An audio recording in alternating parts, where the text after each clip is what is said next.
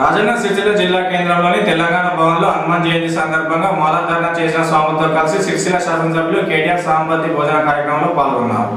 ముందుగా ఆంజనేయ స్వామివారికి పూజలు నిర్వహించి స్వామివారి ఆశీస్సులు తీసుకున్న అనంతరం హనుమాన్ దీక్ష తీసుకున్న స్వాములతో కలిసి భోజనాలు చేశారు. స్వామివారి కృపకటాక్షాలు ప్రతి ఒక్కరిపై ఉండాలని ప్రధాన ప్రతిపక్షంగా భారత రాష్ట్ర సమితి ప్రజల పక్షాన పోరాడుతూనే ఉంటుందని పేర్కొన్నారు. కార్యక్రమంలో పలువురు బీఆర్ఎస్ నేతలు, ఆంజనేయ స్వామి దీక్షాదారులు పాల్గొన్నారు.